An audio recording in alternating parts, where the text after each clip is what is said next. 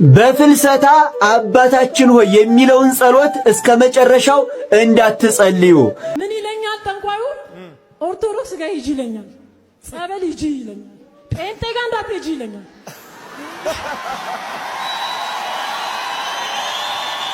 ከኪዳነ ምሕረት ወይ ስመለስ ድልድይ ላይ ተሰልፎ ጠበቁ ማለት በቃ ሊመቱኝ ነው። ለምን ሰምተዋላ? ለምን ኦርቶዶክስ ሰምተዋል ካዲ መሆኔ ሪሊ ግራዋ ጨምራላችሁ። ፌጦ ግራዋ ምድር እምዋይ ከዛ ሎሚ ጸበል አርጋችሁ አንድ ላይ ጨፍጨፋችሁ እርጭጭት ስታረጉት ገቢያችሁ ፏፏ ይላል፣ ቤታችሁ ሰላም ይመጣል። ንስሐ መግባት ፈልጋችሁ ቅዱስ ቁርባን መቀበል ፈልጋችሁ ንስሐ አባት ብቻ ስለሌላችሁ የማድረግ የማትችሉ ሰዎች እኛ አታስቡ፣ ንስሐ አባት እናገናኛችኋለን። ሰላም ጤና ይስጥልኝ። እንዴት አላችሁ? እግዚአብሔር የተመሰገነ ይሁን። በአንዳንድ ቪዲዮዎች ተመልሼ መጥቻለሁ። 3 ጉዳዮችን አስቃኛችሁና በጣም በብዛት የምናየው እንግዲህ የፊታችን ነሐሴ 1 ጾመ ፍልሰታ ይገባል። እመቤታችን በዓል የምናስብበት፣ ትንሣኤዋን እርገቷን የምናስብበት ጾመ ፍልሰታ ይገባል። በእነዚህ ጾም ምን ማድረግ አለብን? ቅድሚያ በጾም ውስጥ ጾሙ ሳልፎ ምን አይነት ነገሮችን ማካሄድ አለብን የሚሉ ወሳኝ የሆኑ ነጥቦችን እንመለከታለን። እስከ መርሐ ግብሩ ፍጻሜ አብራችሁን ቆዩ። ከዛ በፊት 1-3 ነገሮችን አስቃኛችኋለሁ። ላይክ እና ሼር ማድረጋችሁን አትርሱ። እስቲ በቅድሚያ በዚህን ጀምር። ምን ይለኛል ጠንቋዩ? ኦርቶዶክስ ጋር ሂጂ ይለኛል፣ ጸበል ሂጂ ይለኛል፣ ጴንጤ ጋር እንዳትሄጂ ይለኛል።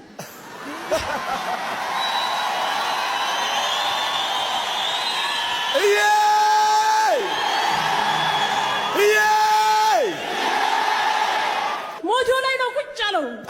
አዎ በዓለም ከአሜሪካ ከጀርመን ያልመጡ የለም። ወደሱ ምን አለኝ? ስሚ አለኝ፣ ማስጠነቅቅሽ ጴንጤ ጋር እንዳትደርሺ። በቃ ጌታን እቀበላለሁ ብዬ ወሰንኩት። የሚካኤል ቀን አለኝ፣ የገብርኤል ቀን በ30 ዮሐንስን ቡና ፊ አለኝ። እንዴ ከቡና ጋር ምን ያገናኘዋል? እሱ ቤት የገብርኤልና የሚካኤል ምስል አለ። ጠንቋዩ ቤት አዎ ኦርቶዶክስ ጋር የገብርኤል ዕለት በጣም ይነክሳል። ለእህቴ ነው መላት፣ ከእህቴ ጋር አንስማማም። ምክንያቱም በጣም አክራሪ ነበርኩ። አንቺ ምንድነው ልብሽን እንዲያረጋው አለኝ። ለምን ጠንቋይ ቤት ሲሄድ ልቤ ተከፈለ።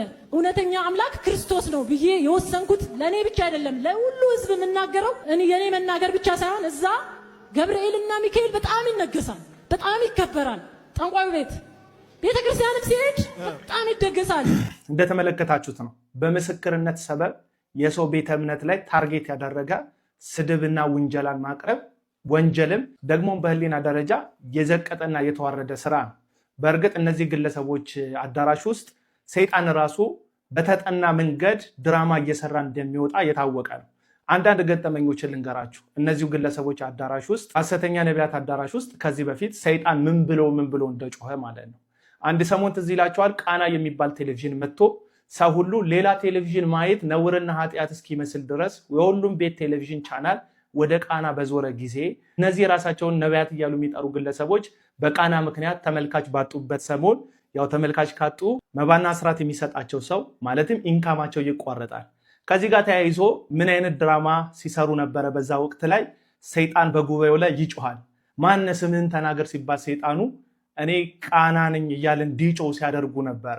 ለምን? ሰው ሁሉ በየቤቱ እኔ ቃና ነኝ እያለ የጮኸውን አጋንንት በማየት ቃና የሚባል ቴሌቪዥን ከሰይጣንና ከ666 ጋር የተያያዘ ነው ብሎ ወደ እነሱ ቴሌቪዥን ቻናል እንዲመለስና መባና አስራቱ እንዲቀጥልላቸው ማለት ነው። ኮሮና በመጣ ጊዜ የሰው ሁሉ ትኩረት ኮሮናን በተመለከተ በሆነ ጊዜ ላይ ሰይጣን ኮሮና ነኝ ብሎ ሲጮህ አዳራሻቸው ውስጥ ሰምተናል። ምን እያሉን ነው? በተዘዋዋሪ ዓለም ላይ የመጣው ይሄ አስደንጋጭ በሽታ ሰይጣን ስለሆነ እኛንን መፍትሄ ሰጪዎቹ ብለው ራሳቸውን ፕሮሞት ሲያደርጉ ነበረ። እኚሁ ግለሰቦች ግን ቀጥሎ ባለው ፕሮግራማቸው ላይ ማክስና ጓንት አድርገው ሳኒታይዘር ሁሉ ሻወር ወስደዋል። ደግሞ ሶሪያ ላይ ብጥብጥ በተነሳ ጊዜ ላይ እዚሁ ቸርች ውስጥ ሶሪያን የበጠበጥኩት መንፈስ ነኝ፣ ኢትዮጵያን ልበጠብጥ ነው፣ ስለዚህ ኢትዮጵያን እንዳልበጠብጥ ደግሞ ያደረከኝ አንተ ነህ ብሎ ከመገናኛ ብዙሃን ላይ ይጮ የነበረውን ዜና ወደ አጋንንትነት ቀይሮ እሱ ኢትዮጵያ እንዳትበጠበጥ የመጣ ነብይ እንደሆነ ለመሳል ሲሞክር ተመልክተናል።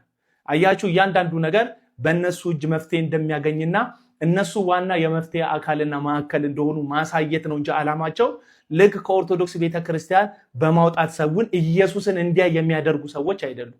ይቺ ሴት ግን እየመሰከረች ያለችው እዛ ኢየሱስ ስለሌለ እዛ ኢየሱስ ስለማይሰበክ ጠንቋዩ ገብርኤልና ሚካኤልን ቀን ላይ ከበርቻቻ ስለሚያደርግ ተመሳሳይ ስለሆነ ከኦርቶዶክስ ጋር እኔ ኢየሱስ ብቻ ያለበት ቦታ መጣው ስትል ትሰሟታላችሁ። ኢየሱስ ያለበት ቦታ መታ ቢሆን ክርስቶስን ተመልክታ ቢሆን የእግዚአብሔር ልጅ ኢየሱስን አግኝታ ቢሆን ረፍት ሆኖላታል። እሷም ከዘላለም ጥፋት ድና ነበር። ነገር ግን ኢየሱስ ክርስቶስ የሚነግስበት ቦታ ሳይሆን አንድ ግለሰብ ራሱን አጉልቶ የሚያሳይበት አጋንንት ሁሉ ሲጨው ከሱ ጋር በተገናኘ ምስክርነት የሚሰጥበት አዳራሽ ውስጥ ነው መልሰ የመጣችው። ስለዚህ የመጣችበትም አዳራሽ ኢየሱስ የሚታይበት እንዳልሆነ ይሄ ምስክር ነው የሚሆነው። ከዚህ በፊት ይቺ ሀገር እንዳትበጠበጥ አንተና ጠቅላይ ሚኒስተሩ አላሰራህ አላችሁኝ ብሎ አንድ ሰይጣን ሲመሰክር አይተናል። ይህ ሁሉ የሚያሳያችሁ በዛ አዳራሽ ውስጥ ከሚወጡ ብዙ ሰይጣኖች መካከል አብዛኞቹ የተጠኑና ድራማ እንደሆኑ ማሳያዎች ናቸው። ስለዚህ የሰው ቤተ እምነት ላይ ዘላችሁ ማጠልሸትና ማንቋሸሽን ከምታደርጉ መጽሐፍ ቅዱሱ እንደዚህ አይነት ትምህርት አያስተምረንም። በራስ ላይ እንዲደረግ የማትፈልገውን ነገር በባልንጀራ ላይ አታድርግ ይላል። ቤተ እምነት እንዳይዋረድ የእናንተ ቤተ እምነት እንዳይንቋሸሽ የምትፈልጉ የራሳችሁን ቤተ እምነት የምታከብሩ ከሆነ የሌሎቹን ሰዎች ቤተ እምነት ለማክበር ልባችሁ የተዘጋጀ ይሁን። ያ ማለት የሐሰት ትምህርታቸውን አታፍርሱ፣ እውነታችሁን አትግለጡ ማለት ሳይሆን እንደ ቤተ እምነትና እንደ እምነት ግን እናንተ እንድትከበሩ እንደምትፈልጉት የሌላውንም ቤተ እምነት ማክበር ጨዋነትም ብልሃትም ደግሞ የወንጌልን መንገድ ነው ብዬ አስባለሁ።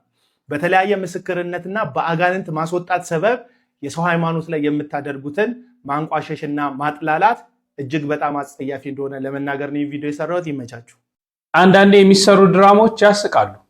እውነት በጣም እኮ ነው ግራም ያጋቡት እና ምን አይነት ያለንበትን የአስተሳሰብ ሁኔታዎቻችን ሁሉ የሚቋኙ ናቸው።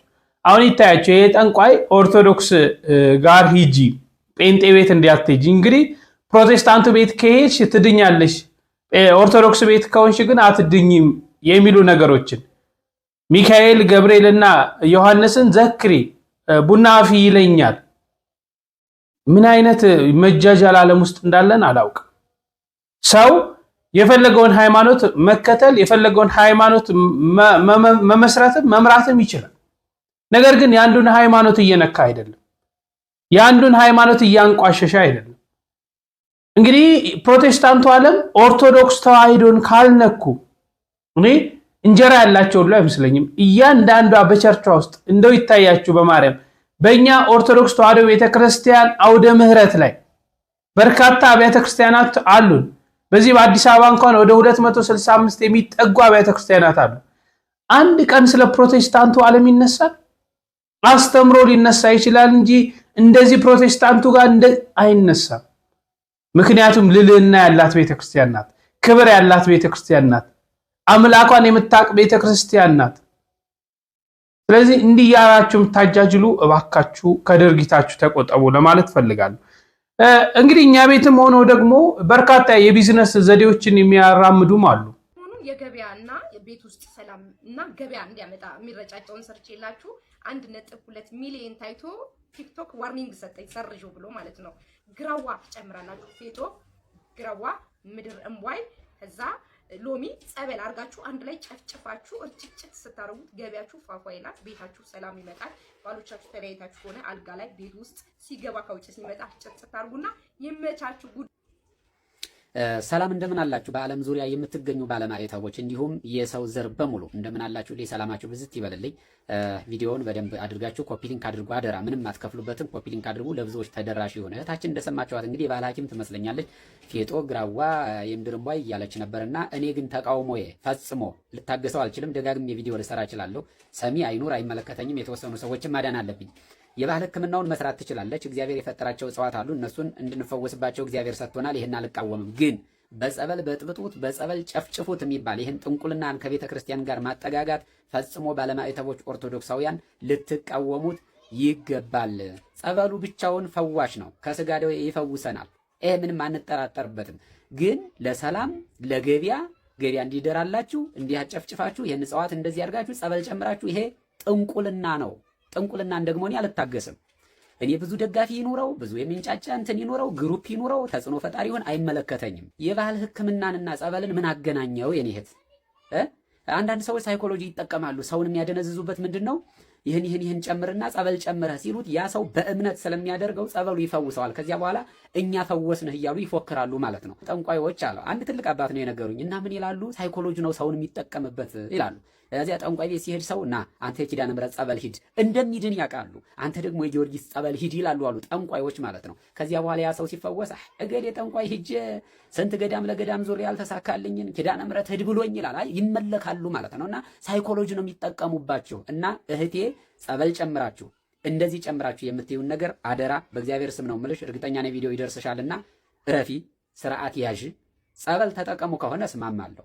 የባህል ሕክምናውንም ጥንቁልና ነው እያልኩ አይደለም። ግን ሰላም የሚያመጣ እያልሽ ስለነበረ ሰላማችን ክርስቶስ ነው። ይሄን እናምናለን። ሰላም የሚመጣው በስራ ስር ሳይሆን በጸሎት ነው። የኔ እናት እግዚአብሔርን በማመለክ ክርስቶስ የቤተ ክርስቲያን ራስ ነው። ቤተ ክርስቲያን ለምእመናን ትጸልያለች።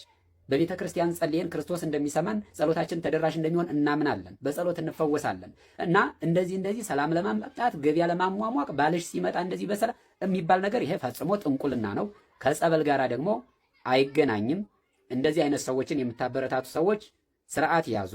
ጸበልንና የባህል ሕክምናን የሚያገናኘው ፈጽሞ የለም። በባህል ሕክምና ስም የሚያጭበረብሩ፣ በባህል ሕክምና ስም ያልተገባ ስም የሚሰጡ ራሳቸውን እንደ ፈዋሽ የሚቆጥሩ ሰዎችን እየተመለከትን ነው። በባህል ሕክምና ስም የሰዎችን ሕይወት የሚያበላሹ ሌቦች፣ አጭበርባሪዎችን እየተመለከትን ነው። በባህል ሕክምና ስም 100,000 200,000 ሰዎችን የሚያስከፍሉ ሰዎች እየተመለከትን ነው። ስለዚህ ይሄ ፌጦሽን፣ ይሄን ግራዋሽን፣ የምድር እንቧይ ሚጥሚጣሽን ይሄን ከራስሽ ጋር አያይዥ እንጂ በጸበል በጥብጣችሁ የሚለው ግን ፈጽሞ የቤተ ክርስቲያናችን ትምህርትም አይደለም። ጥንቆላና ጸበል ደግሞ አብሮ አይሄድም። ሰው ካመነ በጸበል ይፈወሳል። ሰላሙን ማምጣት ከፈለገ መጸለይ ነው። ሰላሙን መመለስ ከፈለገ ጸበል መጠመቅ ነው። ሰላሙን መመለስ ከፈለገ ሰላም የሆነውን የክርስቶስን ስጋና ደም መቀበል ነው። እና እንደዚህ ቀስ እያደረጋችሁ ጥንቆላችሁን በቤተ ክርስቲያን እንድታለማምዱ ፈጽሞ አንፈቅድም።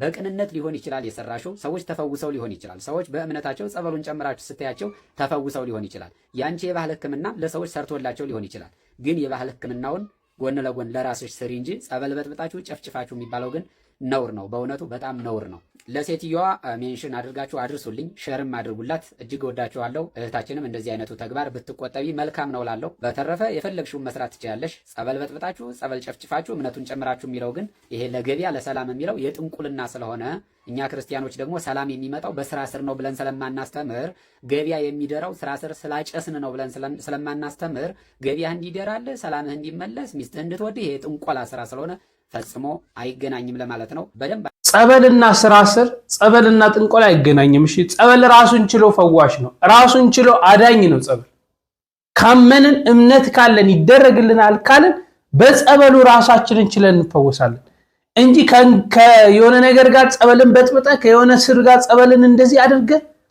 ይሄ ሐሰት ትርክት ነው።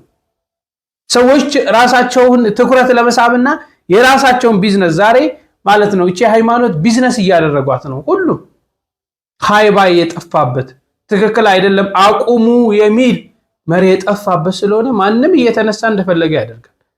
ማንም እየተነሳ በቤተ ክርስቲያኒቷ ንዋየ ቅድሳት እንደፈለገ ያደርጋል። በቤተ ክርስቲያኒቷ ንብረት እንደፈለገ ያደርጋል። ዛሬ ደግሞ ጸበልን ከዚህ ጋር በጥብጣችሁ ብለው ስለዚህ ከነዚህ ልንጠነቀቅ ያስፈልጋል። ከነዚህ ራሳችን ልንቆጥብ ያስፈልጋል ብዬ አስባለሁ። እንደው አንድ የእስልምና እምነት ተከታይ ወደ ኦርቶዶክስ መጥቷል። ወደ ኦርቶዶክስ የመጣበት መንገድ በጣም ማራኪ ነው፣ በጣም ደስ ይላል። እንግዲህ የራሱን እምነት ለፍቅረኛው የራሱን እምነት አስተጋባለሁ ሲል እንዴት እሷ ሃይማኖቷን አስተጋብታበት እንዴት እንደተሸነፈ ልቡ ወደ እውነተኛ መንገድ እንዴት እንደመጣ ይነግረናልና እንደው እስቲ እንስማው። ከኪዳነ ምሕረት ስመለስ ድልድይ ላይ ተሰልፎ ጠበቁኝ ማለት በቃ ሊመቱኝ ነው። ለምን ሰምተዋላ? ለምን ኦርቶዶክስ ሰምተዋል ካዲ መሆኔ ሪሊ እውነት እግዚአብሔር ካዲ መሆኔ ተሰማ። አካባቢው ልጆች ሰምተዋል ምናምን። እሺ ድልድዩን አጠሩት። ድልድዩ ጋር በቃ ካዲ ነው እንግደለው ተባለ። በቃ ካዲ ነው አንለቅህም ነው። ወጣቶች ናቸው እንዳለ የትላልቅ ሰው ምናምን አይደለም። ወጣቶች ናቸው፣ በእኔ እድሜ ያሉ በጣም የሚያውቁኝ ልጆች ናቸው። ከዛ ውስጥም እንግዲህ ተነጋግሮ ስለሆነ የመጣ ሌሎችም እኔ የማላውቃቸው ብዙ ነበሩ። ግር ብሎ ዳር ላይ ጠበቁ። ሳሜ የሚባል አለ ሲል ኮ እየዳወሰው ሳሜ አለቅም አንተ ካፊር ነው ያለኝ። ቀጥታ ሲለኝ በቃ ዞርኩኝ። ሲወራወር ድንጋዩ ታፋይ አካባቢ መታኝ። መጀመሪያ ድንጋይ እየሮጥኩ ኪዳነ ምሕረትን በዚህ ገብቼ ግቢ ውስጥ አልቆየም። በዛኛው በር ወጣሁ፣ ባጃጅ ያስኩኝ፣ ሰፈር ሚካኤል ገብቼ ሚካኤል 2 በር አለው 3 በር አለው መግቢያ ማለት ነው። በተማሪዎች አለ፣ ከዛ ዋና በር አለ፣ ድጋሜ መቃብር አለ። ያው ሁሉም ያገናኛል ቤተክርስቲያኑን እና በዋናው በትምህርት ቤቱ በር ገባው፣ በድብቁ በር ገባው፣ በትምህርት ቤት በር ቀጥታ ሮጬ በዚህኛው በር ገብቼ ስራ ቦታ ደረስኩና ስራ ቦታ ደርሼ ጓደኛዬ ምን አልኳት መሰለ፣ ስሚኝ ልብስ ማሳጠበው ብዬ ያስቀመጥኩት ይህን ሰዓት ቤት ተከራይቻለሁ ምናምን ያስቀመጥኩት ልብስ አምጥቼ እነሱ ጋር ደግሞ ልብስ ለማሳጠብ ያስቀመጥኩት አለ፣ እሷ ጋር ማለት ነው። ያስቀመጥኩት ልብስ አለ፣ ያንን ልብስ አቃብኝ ላሳጥበው ነው አልኳት።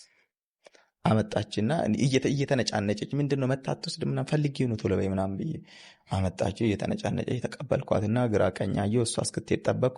ዞሬ ሰው እንዳሌለ ሳይ ወደ ሐረር አይለቁኝማ፣ በቃ ጠፋ ወደ ሐረር። ከጅጅጋ ወደ ሐረር ጠፋ። ወደ ሐረር ገባሁ። ሐረር እሺ፣ ሐረር ደረስኩና አሁን ደግሞ ምን አሳሰበኝ፣ በነገራችን ላይ ሶማሌ በጣም ኃይለኛ ነው ሲቆጣ እና ስራዎቹን የጀመርኳቸው ስራዎች ስላሉ እነዛን ስራዎች ከፈት ኖርማል ትምህርትም ይሁን እየሰራው አዳምጣለሁ። ከዛ በዚሁ እንዳለ ጓደኛ አፈራው። በእምነቴ እኔ ጠንካራ ነኝ በእርግጥ በእስልምና፣ እሷን ደግሞ በእምነቷ ጠንካራ ነች። ከዛ የኮቪድ ስፖርትን ያገናኘን ስፖርት አብረን እንሮጥ ነበረ ምናምን። ከዛ ከተዋወቅን በኋላ ተስማማን፣ በፍቅር ተግባብተን ምናምን አብረን መቆየት እያለን እኔ ወደ እምነቴ እንድትመጣ ልገፋት ሞከርኩ። መጀመሪያ ስንግባባ ሁለታችንም በእምነታችን አይነት ነገር ነበር የተባባለው። ማንም ስለ እምነታችን አናነሳ። እኔም በሃይማኖቴ አይነት ነገር ነው። አንቺም በሃይማኖትሽ እኔም በሃይማኖቴ አይጠበንም። ምንድን ነው አይጠበንም? ቤት ነው አብረን እንኖራለን። አይጠበንም። ቴዲ አፍሮ ሙዚቃ። ከዛ በዛ ተስማምተን ስለሆነ እንትን አላለ የሃይማኖት ነገር አብረን እንኖር ተባባላችሁ። እሷ ደግሞ ለእረፍት ስለሆነ የመጣችው ወደዛ ሀገር ጥዬ ወደ ሀገሬ ስመለስ ስለሚተወኝ ምን አዳረቀኝ ነው ዝም ብዬ ሽል በለው። እንደዛ አይነት ነገር ነው ያዘችው በሰዓቱ እንደነገረችኝ ከሆነ አፍ ብቻ ነው። ከዛ እኔ ደግሞ ገግሜ ቀረሁ። ከዛ ስለ እምነት አናነሳም እንደተባለ ሁሉ እኔ ያው ፈለግኩኝ እንድትመጣ ወደ እኔ እምነት መገፋፋት ፈለግኩ። ገባ ወንድሜ አውቋል እቺ ልጅ እንደምወዳት ምናምን አይነት ነገር እና በአንድ ወቅት መክሮ የነበረ ሴት ትጥልሃለች መጥፎ አጣጣል ብሎ የነበረ ምናምን እኔ ደግሞ አልሰማው። ከዛ ጠየኳት። ለምን ከመጠየቄ በፊት ቲክታክ ላይ ይዘዋወራ የለ የዛን ሰሞን ምናምን ይሄ የትምህርት ምናምን ብዙም ባልከታተልም በሰዓቱ ምን አረገችኝ? ያው ጓደኝነት ነው እንጂ ምንም ነገር አልጀመራችሁ። በቃ ገና የሆነ ወድሻለሁ አይነት ነገር ነው። ምክንያቱም ፍቅር ውስጥ አልጠለቅንም ገና። አይ ፍቅር ብቻ ሳይሆን ወደኋላ መመለስበት ነው። በክርስትና በእኛ አስተምህሮ፣ በኢትዮጵያ ኦርቶዶክስ ቤተክርስቲያን አስተምህሮ ከጋብቻ በፊት የሚደረግ ጓደኝነት ይቻላል፣ እጮኝነት ይቻላል፣ መጠባበቅ ይቻላል። ነገር ግን የሚደረግ ነገር ግን ዝሙት ነው። ስለዚህ ምንም የለም ነበር። ጓደኝነት ነው ምንም ነገር። በጣም በእምነቷ ጠንካራና ፈሪሃ እግዚአብሔር ያላት ልጅ ነች። እኔም በዛው ልክ ደግሞ በእምነቴ ጠንካራና ፈሪሃ እግዚአብሔር ያለኝ ልጅ ነበርኩ እና እንፈራለን ሁለታችንም። ለእንደዚህ አይነት ነገር ገና እንትንም አልነበርንም፣ ገና ልጆችን ዝግጅትም አልነበርንም። እንደዚህ አይነት የሰውነት ፍላጎት ላይም አልነበርንም። የመውደድ ሁኔታ ብቻ ነው፣ በቃ ጓደኝነት ነው። ልጅም ስለነበርን ያ ነው። እሷ ገና 16 ዓመቷ እኔ ገና 18 አልሞላኝም፣ ወደ 18 እየሄድኩ የነበረበት ሰዓት ነው። ከዛ ያ ሆነ። ከተዋወቅን በኋላ እንግዲህ እኔ ፈለግኩና ወደ እኔ ለመግፋት ፈልጌ ቪዲዮ ላኩላት። ምን ቪዲዮ ልክላት አለው? ክርስትና እምነት ስህተት እንደሆነና ብዙ ስህተትን የሚያሳዩ አሁን ለምሳሌ ሰውን ነው የምትከተሉት። እንደውም ምን ይላል? ኢየሱስ ክርስቶስ እኔ ላኩላት ኢየሱስ ክርስቶስ አልሞተም፣ ነቢዩላህ ዒሳ አልሞተም የሚለው ማለት ነው ውሸት እንደሆነና የምታመልኪው ሰው እንደሆነ ማረጋገጫ ነው የሚል አይነት ነገር ነው ላኩላት። ስልክላት እኔ አንድ ላኩላት፣ እሷ ደረደረችብኝ። የማንን ትልካለች? አባ ገብረ ኪዳንን ነው የምትልከው። ይኸውልህ አባ ገብረ ኪዳን ደግሞ የኢአማኒ መዶሻ ናቸው፣ የኦርቶዶክሳውያን ደግሞ የማጽኛ ናቸው፣ ብርሃን ናቸው። በቃ ኦርቶዶክስ ከጨለማ ጥግ ላይ የሚያዩ ብርሃን የእሳቸውን አንደበት ካገኘ በቃ ትልቅ ብርሃን ይታየዋል ከፊት እና በዛ ወቅት እንግዲህ አንደኛ ነግሬሃለሁ፣ ገና ለገና የዛ ስራ ቦታ እያለሁ ምናምን መዝሙር አይነት ነገሮችን ማዳመጥ ጀምሬያለሁ፣ መስማት ጀምሬያለሁ። ከቤተ ክርስቲያን በጥሞና ቀልብ ሰጥቼ ማዳመጥ ጀምሬያለሁ። የዛን ያ ነገር አለ። እሷ የአባ ገብረ ኪዳንን በላከችበት ሰዓት ደግሞ በጥሞና ሰማሁት። አባ ገብረ ኪዳን አንደኛ የሚያስተምሩበት መልእክት አስተላለፋቸው ገባ ይሄ ሰው መንቀፍ ያሌለበት ይቅርታ የተሞላበት ስርዓታዊ አንደበት አይነት ሆኖ ነው የሚያስተምሩ የነበረውና በጣም ሆነ ተከታተልኳቸው በጣም ደስ ብሎኝ ምናምን ማለት እንደውም ትዝ ይለኛል የኢየሱስ ክርስቶስን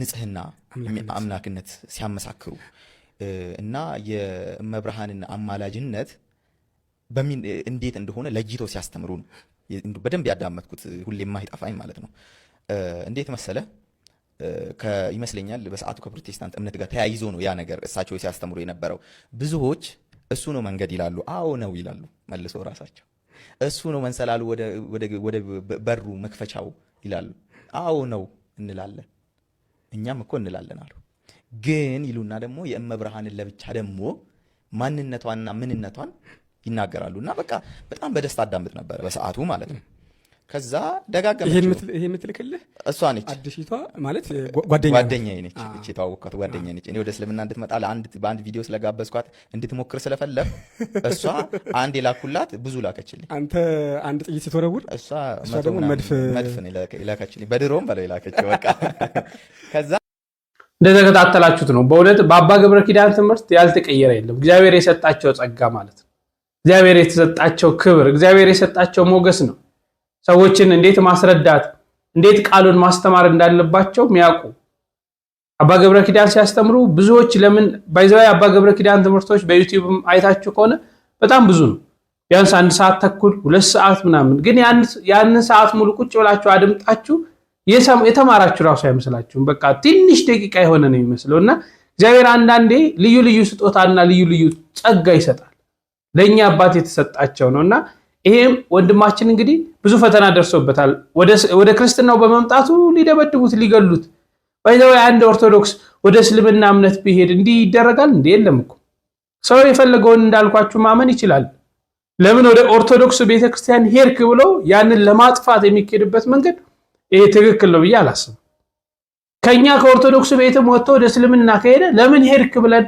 እሱን ለማጥቃት ስጋዊ ጉዳት ለማድረስ መጓጓዝ መሯሯጥ ተገቢ አይደለም የለም በእኛ ቤትም ሰምቼ አላቅም ምናልባት ታርሙኛላችሁ ነው አይቼ አላቅም እንደዚህ አይነት በትምህርት ባስተምሮ ልንሞግተው እንችላለን እንጂ በዱላ እግዚአብሔር ይማረው ነው የምንለውና እንኳን ወደ ቤቱ በሰላም በፍቅር አመጣላለሁ ወደ ጾመ ፍልሰታ ከማለፋችን በፊት እንደው ንስሐ አባትን በደላላ የሚሰጡን ሰዎች አሉ አባት በዴሊቨሪ ይላል ይሄ ነው ዘመናችን የማያመጣው ነገር የለም እስቲ እቺ ልጅ የምትለውን ነገር ሰምተን ሁላችሁም ኦርቶዶክሳውያን ሐሳብ ስጡ ሁላችንም ልንቃወም የሚገባን ቪዲዮ ነው ንስሐ መግባት ፈልጋችሁ ቅዱስ ቁርባን መቀበል ፈልጋችሁ ንስሐ አባት ብቻ ስለሌላችሁ የማድረግ የማትችሉ ሰዎች እኛ አታስቡ ንስሐ አባት እናገናኛችኋለን ከእናንተ የሚጠበቀው ኮሜንት ላይ ሰፈራችሁን መጻፍ ከታች ደግሞ በቁጥር አስቀምጥላችኋለሁ እሱ ላይ መደወል ብቻ ነው አደራችሁን ይሄን ቪዲዮ ንስሐ አባት የሌላችሁ ጓደኞቻችሁ ሼር ማድረግ እንዳይረሳሽ በጣም ወዳችኋለሁ ቆቆቆይ ልንገራችሁ ንስሐ አባት ላገናኛችሁ ነው እንደምታውቁት የፍልሰታ ጾም ደርሷል አይደለ ስለዚህ በእርግጠኝነት እናንተ በዚህ ጾም ንስሐ ገብታችሁ ቀናችሁን ተቀበላችሁ መጾም ትፈልጋላችሁ አይደል ግን ይሄን ለማድረግ ደግሞ ያው ንስሐ አባት ያስፈልገናል ስለዚህ ንስሐ አባት ላይ ያላችሁ ሰዎች እኛ ንስሐ አባት እናገናኛችኋለን ከእናንተ የሚጠበቅ 2 ነገር ብቻ ነው አንደኛ ኮሜንት ላይ ያላችሁበትን ሰፈር አካባቢ ይሆናል አይደለ እሱን መጻፍና ታች ቁጥር አስቀምጥላችኋለሁ እሱ ለመደወል ብቻ ነው ይሄን ቪዲዮ አደራችሁ ንስሐ አባት ላይ ያላችሁ ጓደኞቻችሁ ሼር ማድረግ እንዳይረሳሽ እወዳችኋለሁ በጣም ሐሳቡን 100% አልቃወመውም ምክንያቱም አንዳንዴ ንስሐ አባት ፈልገንና መቁረብ እንፈልግና እንፈራለን አባቶችን ለማግኘት ወደ ቤተክርስቲያን ማንጓዝባቸው ሁኔታዎች አሉ በመልካም መንገድ እውነተኛ አባቶች እውነተኛ ካህናትን የሚያገናኙ ከሆነ ብዙ ነገር እየተገናኘ አይደል መልካም ነው ብያስባለሁ ነገር ግን በራሳችን መንገድ ንስሐ አባቶችን ብንይዝ ደግሞ የተሻለ መቼም ሁላችንም አጥቢያ ይኖረናል ደብር ምናስቀድስበት ሄደን ምንሳለሙ በዛ ቤተክርስቲያን ሄደን በቤተክርስቲያኑ የሚያገለግሉ ካህን የሚታወቁ ካህን ምክንያቱም ዛሬ በጣም ብዙ አጭበርባሪዎች አሉ ከመርካቶ ልብስ እየገዙ ከተለያየ ቦታ ልብስ እየገዙ ካህን ነኝ እያሉ ኦርቶዶክሳን ጠል እንድንሆን ምእመናንን በንስሐ አባት እንዲማረሩ ገንዘብ አምጣ ይሄን አድርግ ይሄን ካላደረግ ካትድንም ይሄን ካላደረግ ኃጢአት አይሰረይልም እያሉ የሚያጃጅሉ ንስሐ አባት ላይ ጥላቻ የሚነዙ በርካታ ሰዎች አሉ ስለዚህ የምንይዛቸው ንስሐ አባቶች ምን ማድረግ አለብን መምረጥ ቤተክርስቲያናችን መሄድ የሚታወቁ በዛ ቤተክርስቲያን የሚያገለግሉ እንጂ በመንገድ ላይ ቆብና መስቀል ይዞ አርጎ ወይም ሻሽ ጥምጥሞ ስላያችሁ ብቻ ያንሳ አባት ይሆናል ማለት አይደለም። ሊጠይቃችሁ የሚችል ልትገናኙ የሚችል በቅርብ ርቀት አብራችሁ ያላችሁ ሚሆን ነው ንስሐ አባት መያዝ ያለብን። አሁን እነዚህ እህቶች ምናልባት ወጣቱ የተለያየ ማህበረሰብ ወደ ዛሬ ወደ ቤተክርስቲያን ይሄድና አይደለምና ንስሐ መግባት እንፈልጋለን፣ መቁረብ እንፈልጋለን፣ ፈርተን የተቀመጥናለን።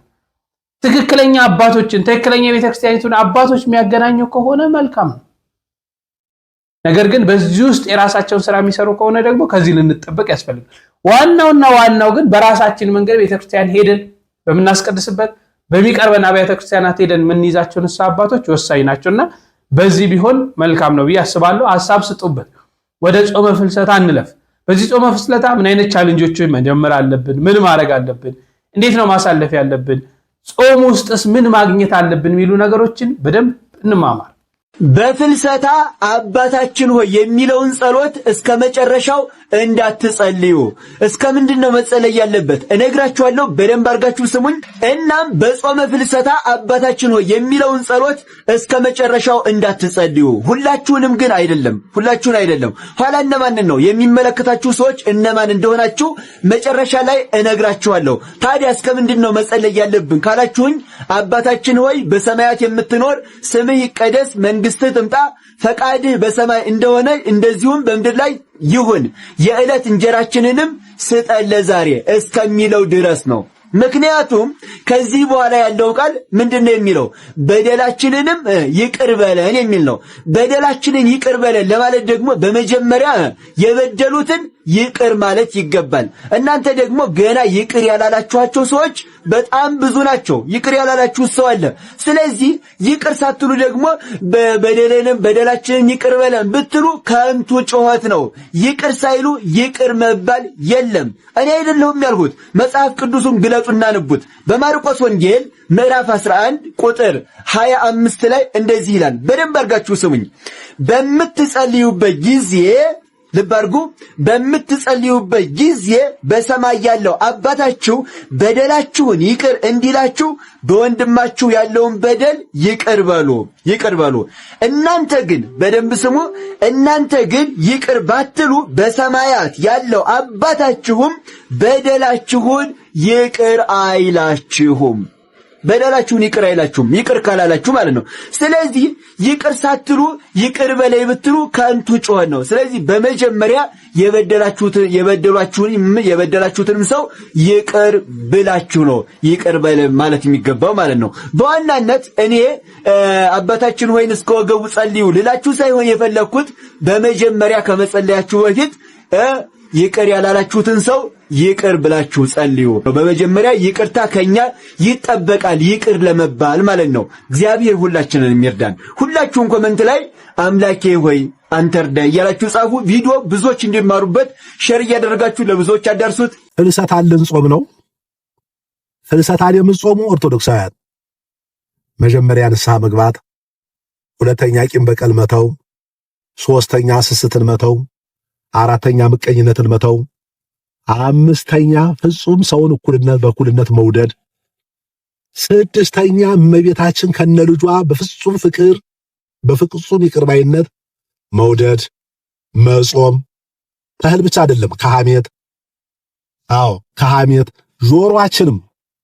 ጆሮአችን እውነት የሰጠን ውለታ ይሞላ ቢሆን ኖሮ ስንቴ ሞልቶ ተቸግረን ነበር። ጆሮአችንን ከክፉ መስማት መከልከል፣ ሰምቶ ወደ ልባችን እንዳያስተላልፍ ማለት ነው። ስለዚህ ሕፃናት ሁሉ የሚጾሙት ጾም ነው ፍልሰታ። ሕፃናቶቹ እየጾሙ በገጠር አካባቢ አንድ ላይ ነው የሚበሉት። በተቻለችን 15 ቀኗን ቁርሳችንን ለአጡ በመስጠት በማካፈል እና በፍጹም እምነት እግዚአብሔርን በማስደሰት ድንግል ማርያም ከነልጇ በማስደሰት ሐዋርያት እንደጾሟት ሐዋርያትን መስለን አክለን እንድንጾመው ፍጹም በረከት እንድናገኝበት እናቶች አባቶች በእውነት ያጡትን የሚያገኙበት ይህች የፍልሰታ ጾም ናት። 2 ሱባዔ ናት። እመቤታችንን ጥር 21 ቀን ሞታ እንዲህ በነሐሴ 14 ቀን የተረከቧት በዚህ አይነት መንፈስ ጾሞ ጸልየው ነው ሐዋርያትን መስለን እንደ ሐዋርያት ራሳችንን አስተካክለን ልንጾመው ይገባል።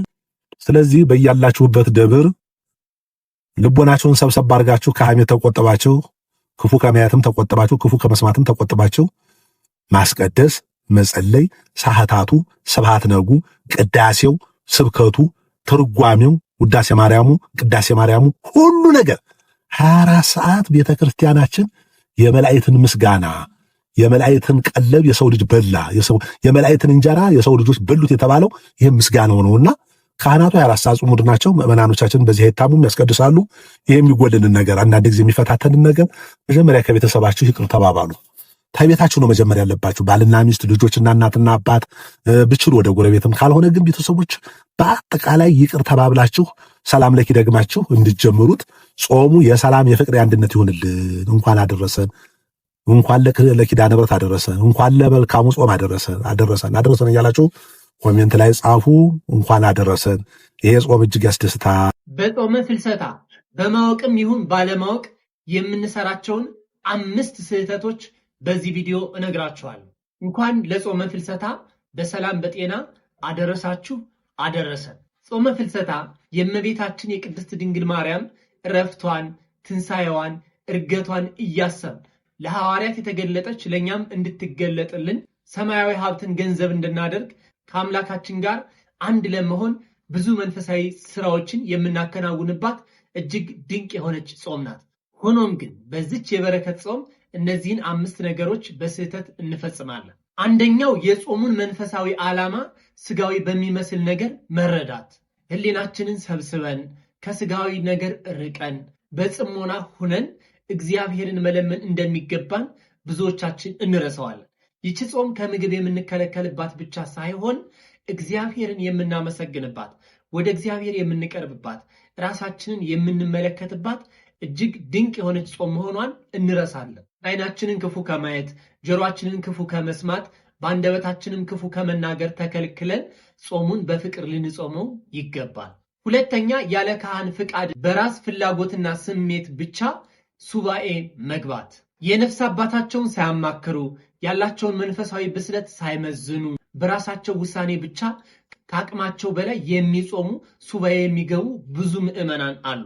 ያለ አበ ነፍስ ቡራኬና ምክር የሚደረግ ሱባኤ ጾም እንዲሁም መንፈሳዊ ተጋድሎ ለትዕቢትና ለተስፋ መቁረጥ ይዳርገናል። ሶስተኛው የምንረሳውና በስህተት የምናደርገው ነገር የቅዱስ ቁርባንንና የንስሐ ሕይወትን መተው። ብዙዎች ጾም ይጾማሉ፣ ቅዳሴም ያስቀድሳሉ፣ አልፎ አልፎም ሰዓታት ይሄዳሉ፣ በማሕሌት ጸሎት ላይም ይሳተፋሉ። ይህን ሁሉ አገልግሎት አድርገው ቅዱስ ቁርባንን ሳይቀበሉ ንስሐ ሳይገቡ ወደ እግዚአብሔር ሳይቀርቡ እስከ ሸክማቸው እስከ ኃጢአታቸው በቤተ ክርስቲያን ውስጥ የሚኖሩ ስፍር ቁጥር የላቸውም። በቤተ ክርስቲያን ውስጥ ባሉ አገልግሎቶች መሳተፍ እጅግ መልካም ነገር ቢሆንም ክርስቶስ ከኛ ጋር መሆኑን ከሰራነው ስራ ከበደልነው በደል መመለሳችን መጸጸታችንን ለአበነፍሳችን መናገር ወይም ንስሐ መግባት ቅዱስ ቁርባንን መቀበል ይገባል። በእውነት በዚች ጾም በሰዓታት ጸሎት የምትሳተፉ፣ ኪዳን የምታደርሱ፣ ቅዳሴ የምታስቀድሱ ሁላችሁም ኦርቶዶክሳውያን ከአበነፍሳችሁ ጋር ተነጋግራችሁ ቅዱስ ቁርባንን ተቀበሉ። ነገ በኃጢአት ልወድቅ እችላለሁ በሚል ቀቢጸ ተስፋ ራሳችሁን ከቅዱስ ቁርባን ማራቅ የለባችሁም። በዚች ጾም በስህተት የምንሰራቸውን ሌሎች ነገሮች ሰፋ ዘርዘር አድርጌ ዩቲዩብ ላይ አስቀምጬላችኋለሁ። የፍልሰታ ጾም ከመግባቱ በፊት ይህንን ታሪክ ልነግራችሁ ስለሚፈልግ ነው። እናታችን እመቤታችን ቅድስት ድንግል ማርያም በዚህ ዓለም ለ64 ዓመታት ኖራለች። ከዛ በኋላ ግን በ64 ዓመቷ በጥር 21 ቀን ከዚህ ዓለም በሞት ትለያለች ማለት ነው። ከዛም ሐዋርያት ተሰብስበው ስጋዋን ለማሳረፍ ወደ ጌቴሰማኒ ይዘዋት ይሄዳሉ ማለት ነው። አስከሬኗን ይዘው ወደ ጌቴሰማኒ እየሄዱ እንደሆነ አይሁዳውያን ይሰማሉ። ከዛ አይሁዳውያን ሲሰሙ ካሁን በፊት ልጇን ከዚህ ዓለም በሞት ተለየ፣ ከዛ ደግሞ አረገ ብለው ህዝቡን ሲያሳምጹብን ነበር። ስለዚህ አሁንም ደግሞ እናቱን እንደዚህ ሊሉን ነው። ስለዚህ ቶሎ ብለን አስከሬኗን ማቃጠል አለብን ይላሉ ማለት ነው አይሁዳውያን። ከዛ አስከሬኗን ለማቃጠል ወደ ሐዋርያቱ ጋር ይሄዳሉ ሊቀሟቸው አስከሬኗን። ከነዛ ከአይሁዳውያን መካከል ታውፎንያ የሚባል ቀድሞ 2 እጆቹን ወደ አካሏ ይሰዳል። ወደ አስከሬኗ ልክ እጁን ሲያሳርፍ 2 እጆቹ እዛው ይቀራሉ ማለት ነው። መልአክ መጥቶ እጁን ቁርጥ ያደርጋቸዋል። እዛው ተጣብቆ ይቀራሉ እጆቹ። ከዛ ያለቅሳል፣ እሪ ይላል። እናታችንን ይጠይቃታል፣ ይለምናታል። በአማላጅነትሽ አምናለሁ ይቅር በይኝ ይላል። ከዛም እንግዲህ ሊያቃጥል እጆቹን የሰደደውን ታውፋንያን ትምረዋለች፣ ይቅር ትለዋለች። እጆቹ ይመለሱለታል ማለት ነው።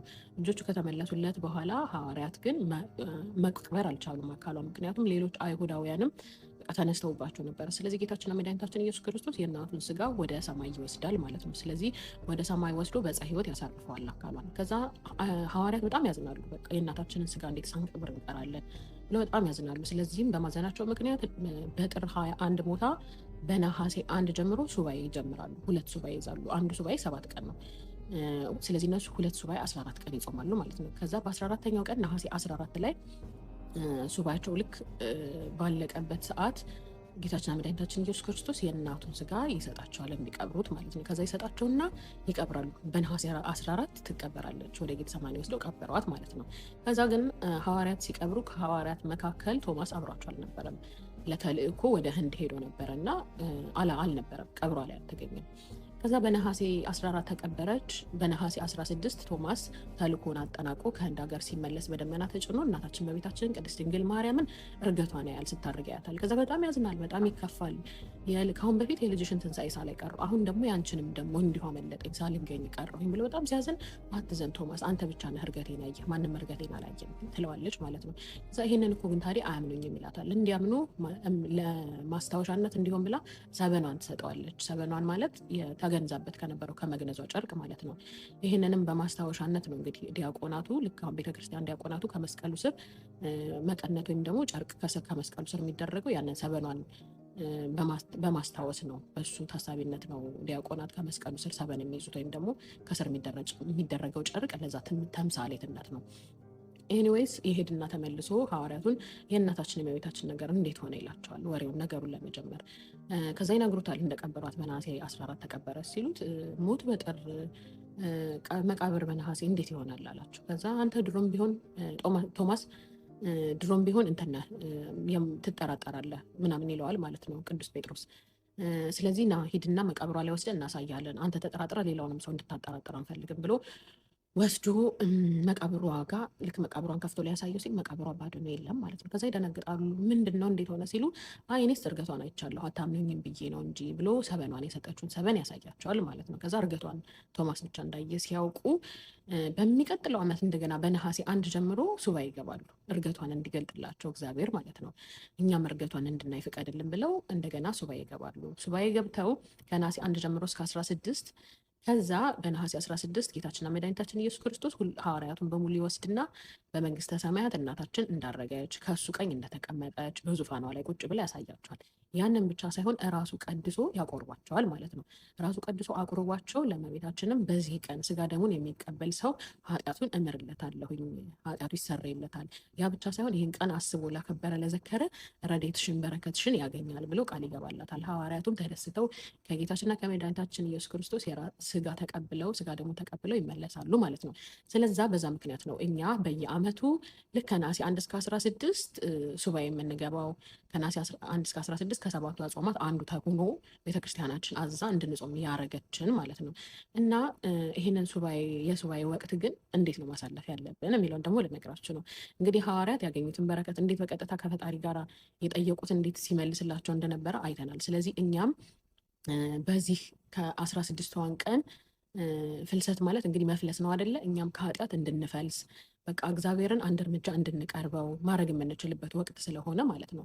አንደኛ ለመጾምም ረዥም አይደለም፣ በጣም አጭር ቀን ናት። ስለዚህ ካሁን በፊት አድርገናቸው የማናውቃቸው ነገሮች የምንጀምርበት እንዲሆን ለራሳችን ቻሌንጅ እንድንሰጥ ልጠይቃችሁ ነው የመጣሁት። በቃ ጀስት መታሰቢያነቱን አስበን መጾም ብቻ ሳይሆን የምግብ ጾም ብቻ ሳይሆን የብዙ ነገሮች ጾም እንዲሆን ለምሳሌ ራሳችን ቻሌንጅ ከምናደርገው ነገር አንዱ እስኪ ከነሐሴ 1 ጀምሮ እስከ 16 ድረስ ከሶሻል ሚዲያ ራሳችንን እናርቅ። በቃ እስቲ አሁን በነገራችን ላይ ጥያቄ ጠይቄ ነበረ ቡሌቲን ላይ የተወሰኑ ሰዎችን መጠየቅ ችዬ ነበር እና ጠይቂያቸው ሱባኤ መግባት ትፈልጋላችሁ አትገቡም ወይ ምን ሀሳብ አላችሁ የሚለውን የሰውን ሀሳብ ለማወቅ ማለት ነው። የተወሰኑ ሰዎችን ጠይቄ ያገኘሁት ምላሽ ብዙ ሰው መግባት ይፈልጋል ግን አይችልም። ስለዚህ የግድ ሱባኤ ለመግባት ሱባኤ ቦታ መሄድ፣ ወደ ገዳማት መሄድ፣ ቤተክርስቲያን መሄድ፣ ቅዳሴ ማስቀደስ መቻል ብቻ አይደለም። በህይወት አጋጣሚያችን እነዛን ነገሮች ማድረግ ባንችል እንኳን እግዚአብሔርን ግን በዚህ አጋጣሚ ማግኘት እንችላለን። እንዴት ብላችሁ መተጠይቁኝ ከሆነ ሱባኤ ለመግባት የግድ ቤተክርስቲያን ውስጥ የገዳም ውስጥ መሆን አይደለም። ሱባኤ ሲባል በቃ ቦታው ብቻ አይደለም፣ ልባችን ነው ሱባኤ መግባት ያለበት እና ልባችንን ሱባኤ እናስገባ ውስጥ ቤታችን ውስጥ ቲቪያችንን ስልካችንን በቃ ከቲቪያችንና ከስልካችን ርቀን ራሳችንን እናናግረው፣ እግዚአብሔር እናውራው።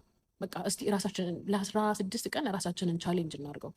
ብንችል ደግሞ ራሳችን ቤታችን በጾም በጸሎት ራሳችንን ሱባኤ ውስጥ እናስገባ። ቤታችን ሱባኤ መግባት እንችላለን። በነገራችሁ ላይ ከሰው ጋር ነው የምኖረው፣ ሰው አለ በቤቴ ብቻ ቦታው አይመችም ብትሉ እንኳን ይቻላል። እግዚአብሔርን በልባችን መፈለግ ከቻልን ክፉ ነገር ከመናገር አፋችን እስቲ ለ16 ቀን ራሳችንን ቻሌንጅ እናድርገው። እውነትና በተቻላችሁ አቅም ለምታውቋቸው ሰዎች በሙሉ ይሄንን አጋሯቸውና እግዚአብሔርን አንድ እርምጃ እንቅረበው። ከዛ እሱ የሚመልስልንን እሱ የሚያደርግልንን እናየዋለን። እውነት የምሬ ነው የምላችሁ። ሱባኤ ስለገባን ብቻ እግዚአብሔር መልስ ይመልስልናል። የጥያቄና መልስ ፕሮግራም አይደለም። በቃ ጥያቄያችን ለማስመለስ ብቻ ሳይሆን ልባችንን ለመመለስ ወደ እግዚአብሔር ለመመለስ ልባችንን ለእግዚአብሔር ለማስገዛት ይቅር እንዲለን ለመጠየቅ በቃ አንድ እርምጃ ለመቅረብ ካለንበት ቦታ ጾም ማንጾም ሰዎች ከሆን አንድ እርምጃ ጾም እንዳልኳችሁ ግን የብዙዎቻችን ችግር ነው ብዬ የማስበው ሶሻል ሚዲያ ስለሆነ ማለት ነው። በብዙ ኃጢአት በሀሳብም በአይንም በቃ ብዙ አይነት ኃጢአቶችን የምንገባው በስልካችን ስለሆነ ከዛ ደግሞ ጭንቅላታችንን በጣም የሚያደነዝዝ ነገርም ስለሆነ ራሳችንን ቻሌንጅ እናድርግ። የኔ ቤተሰቦች እንግዲህ ከ80 ምናምን ሺህ በላይ ናችሁ እና እናንተ ጋር ግማሾቻችሁ እንኳን ይሄን ነገር ብታረጉት እኔ በቃ በጣም ነው ደስ የሚለኝ። በቃ ይሄ እንደ ፌቨር ነው የምጠይቃችሁ። ራሳችሁን ቻሌንጅ አድርጉት። በቃ ይሄንን የሱባኤውን ቀን ወይም ደግሞ የፍልሰታን ጾም ራሳችንን የምንለውጥበት አንድ እርምጃ እግዚአብሔርን የምንቀርብበት መጽሐፍ ማንበብ ማንወድ ሰዎች እንደው በዚህ በ16ቱ ቀን እንደ 2 ገጽ እንኳን ብናነብ በቂ ነው። የምሬ ነው። ግን ማንበብ ጀምረንበት በቃ የሆነ አዲስ ነገር ጀምረንበት በነሐሴ 16 ከነሐሴ 16 በኋላ እንድንገናኝ እንዲሆን ነው። በቃ ይሄ ቀጠሮ ይዘን እንድንለያይ ከሶሻል ሚዲያ ላይ እንድንጠፋ ራሳችን ለእግዚአብሔር እንድናስገዛ በእግዚአብሔር ስም ሊጠይቃችሁ ነው የመጣሁት እኔ እና በተቻለን አቅም ሁላችንም የምንችለውን እናርግ፣ እንሞክር። በቃ መሞከራችንን ብቻ ስለሆነ የሚፈልግና ይሄ ልነግራችሁ ነው። ቴንክ በእውነት ለመምሮቻችን እግዚአብሔር አምላክ ቃል ሕይወትን ያሰማልን። እኛም በሰማነው ፍሬ የምናፈራበት ያድርገን። ይቺ እንግዲህ የዓመቱ የመጨረሻ ጾም ናት። ማለቴ ቤተክርስቲያን በዓመት 7 የአዋጅ አጽዋማት አሏት። ከነዚህ ከ7 አዋጅ አጽዋማት መካከል ጾመ ፍልሰታ የመጨረሻዋ 7ኛዋ ናት። ድነት የምናገኝባት፣ በረከት የምናገኝባት፣ ሕፃን አዋቂ ሽማግሌ ሁሉ በጉጉት የሚጠብቃት ጾም ናት። በጉጉት የምናስቀድስባት፣ በጉጉት ሰዓታት የምንቆምባት፣ በጉጉት የክርስቶስን ስጋና ደም የምንቀበልባት ጾም ናት። በዚህ ጾም በረከትን ልናገኝ ያስፈልጋል። በዚህ ጾም ጻቀ ልቦናችን የልቦናችን መሻት ከኃጢአት በስተቀር ሊፈጸም፣ ለሀገራችን ልንጸልይ፣ ለሃይማኖታችን ልንጸልይ፣ ክፋትን ከውስጣችን ክርስቶስ እንዲያስወግድልን ልንለምን የሚገባበት ሰዓት ነው። ስለዚህ ሁላችንም እንደ ዋዛ ፈዛዛ ሳይሆን ወደ ልባችን አስገብተን ከልባችን ሆነን ይሄንን ጾም በሰላም በፍቅር እናሳልፍ። ከድንግል ማርያም እንማጸናት። እናት ናት። የእናት ልመና ፊት አያስደፋም አንገት አያስቀልስምና ድንግል ማርያም የልቦናችን መሻት ትፈጽማለች። ሁላችንም እግዚአብሔርን ልንማጸነው፣ ከፊቱ ልንበረከክ፣ ይቅር በለን ልንል የምንተኛበት የምናፌዝበት አይደለም። ይልቅ በጸሎት የምንተጋበት፣ ይልቅ በስግደት የምንተጋበት፣ ይልቅ ወደ ቤቱ በመጠጋት የምንተጋበት ጊዜ ነው። ይህንን ጊዜያችንን በአግባቡ እንድንጠቀም የአምላካችን ቅዱስ ፈቃድ ይሁንልን። ጾሙ በሰላም ተጀምሮ ደግሞ ለብርሃነ ዕርገቷ ለብርሃነ ትንሣኤዋ በሰላም ሁላችንንም ያደርሰን እላለሁ። ለብዙዎች ይደርስ ዘንድ ሼር እና ኮፒ ሊንክ ላይክ ማድረጋችሁ እንዳትረሱ። ቸር ቆዩልኝ።